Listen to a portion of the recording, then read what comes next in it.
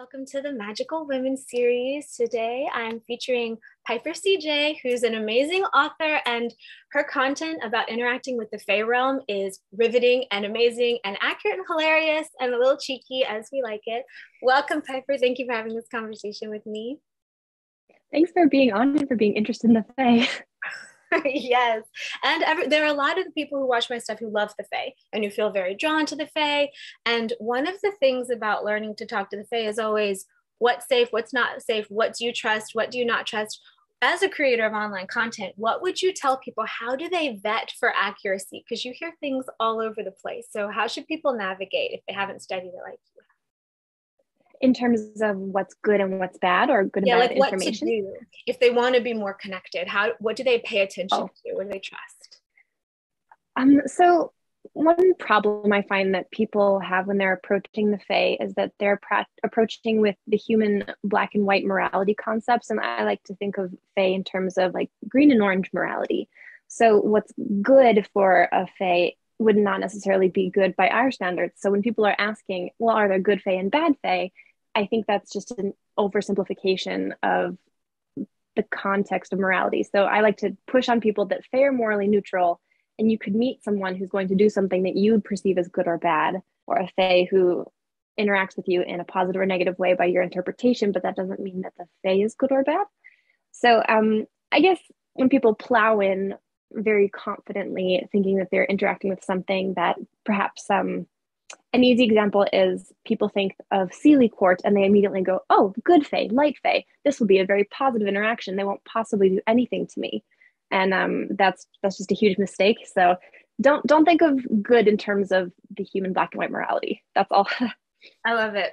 Because I mean, what humans are totally good or bad too, right? So you can kind of expand it. So for anyone who hasn't heard of you, you have a master's degree in folklore. So how did you choose to study folklore, and what do you think about having gone through school and gotten really educated in it? So my undergrad was in broadcasting, and then I got into law school and panicked, and I wanted to do something completely different, and went for folklore instead. And I kept justifying saying I would do documentary work. So when people were asking me, how are you going to marry broadcasting with folklore, that was my idea. And I did a little bit of documentary work, but there's no money in it and my passion wasn't there. So largely I only used my folklore masters for myself in my personal life. And then when I started creating written content as an author, I have very folklore grounded fantasy novels.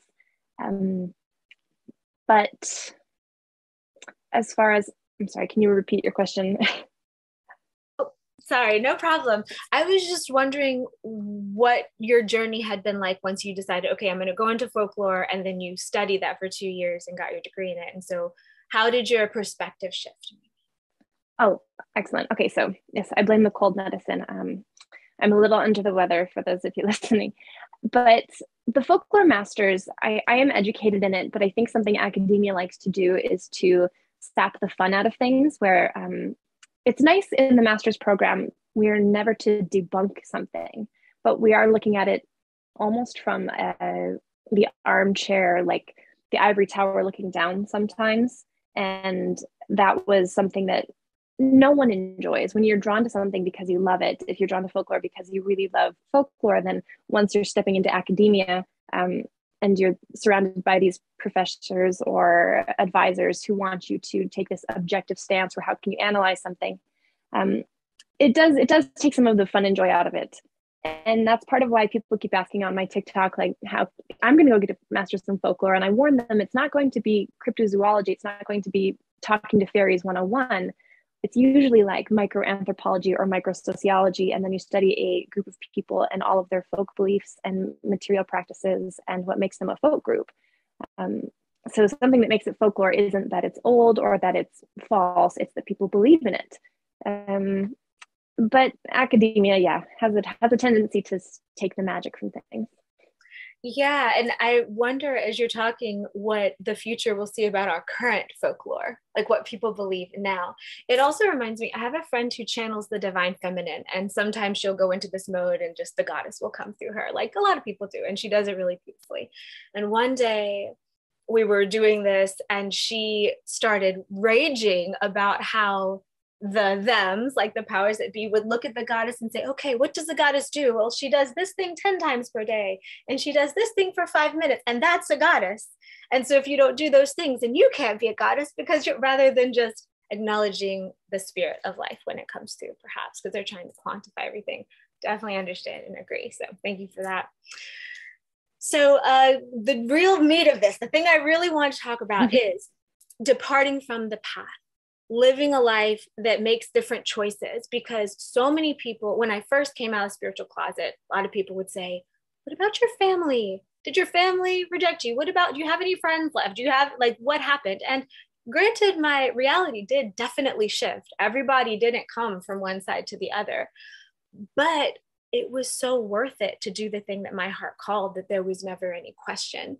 And I think a lot of people out there really would love to live a freer life, whatever that means for them, leaving something behind, saying no to some kind of societal norm, and they're just too scared. So you've done this in many ways. So how did you get the courage, and how did you make the choice? And what was it like to turn away from, like, the script that you were given? So my answer will be long-winded and maybe a little bit controversial, but I started to look at these experiences I was having. For example, I have a lifelong spirit guardian who's always been with me. I've known him since I was a child and could see him clear as day. And growing up in a very religious house, my mother shared that she also had the ability to see angels and demons, as she called them.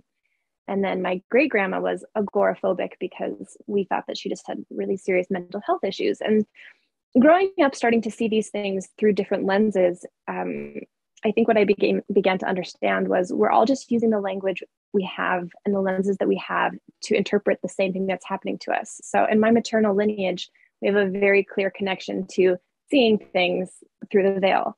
And for my mother, she's made sense of it through really clinging to religion. So for her, she sees angels and demons.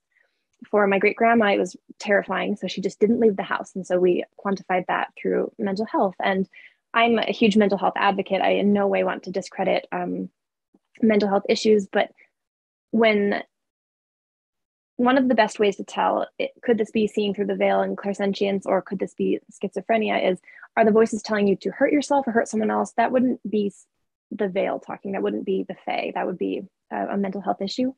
But that wasn't it for my grandma. She just couldn't explain what she was seeing to anyone in ways that they would listen. Her name happened to be Faye, which is funny. And then here I am years later, when I shared with my mother, seeing I used the language that she had provided, my guardian angel, and started to talk about him in detail, is when she got really freaked out because of how intensely I was interacting with this very consistent being. And so later, when I left the church and looked at things through this more global lens, at this international, interreligious, this is an experience happening all over the world in very consistent ways, where our lore overlaps in ways that I really focused on pattern recognition in my master's. So we'll have concepts of the forest deities in Norse mythology and Greek mythology and Brazilian mythology, and they're doing very similar things. They're interacting in very similar ways. And where I'm going with this is, a lot of people expect me to then have a lot of disdain for the church or this. I don't identify with the church, but I actually empathize a lot with my mother and why she has clung really, really tight to her beliefs and why she's doubled down. Because for her, she's used this to explain what she's seeing in her interaction with the Fae. And it's so important because for her, it's so tangible and real that, of course, if she thinks people are going to go to hell, she's going to be extra zealous. And this has given me a lot of empathy for extremely conservative religious people who are potentially hateful or closed-minded. But if they're having this experience where they're seeing what they believe is demons who are going to drag you to their concept of hell, then it is loving for them to try to force you to be Christian. That's their definition of loving. So I guess my point is, it didn't really feel like a departure from the path at all. It just felt like I was finally looking at it through a global lens rather than the lens offered. I love that. Thank you. And there are so many paths, right? Each of them makes sense in their way. You can do it good or bad. and good or bad being defined as what harms other people, what doesn't harm other people. It also reminds me of the concept of living in a harmonious way and living as a true human, as what humans should be, as what we are trying to be and evolving into, and basing our values and our morals off of that rather than cultural norms. And knowing that whatever cultural norm matches up with that, fine, do it. But if not, don't do it. So yeah, thank you for that. So about your books, your Yes. what is four an anthology? I know three is a trilogy. What is four? A series. Okay. So the first one is called The Night and Its Moon. It and book two is going to be released this winter, you said, this fall? So the version that's available right now and only for 3 more days till May 31st is my independently published version. And then Bloom picked up the 4 books. So Bloom's version of The Night and Its Moon will come out in August.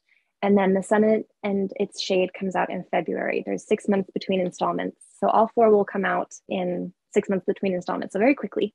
Lovely. And they can find it on Amazon. Yeah. So with the revised edition, it will be available wherever books are sold, including independent bookstores. The Barnes & Noble exclusive does have a novella in the back, as well as some other cool bonus content so that you have incentive to buy from Barnes & Noble. And normally I would be, support indie, but Barnes & Noble is being sued for supporting LGBTQ plus causes right now in Virginia.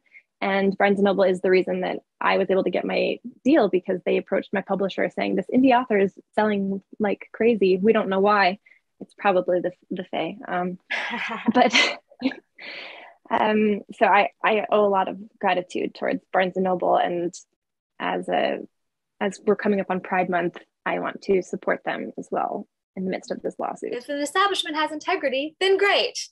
The act of being an establishment isn't bad. So it's, again, good to not put on the prejudice goggles at anything, right? So if you could take your written works and put the vibe of them in a statement, like how are people going to feel when they're reading it?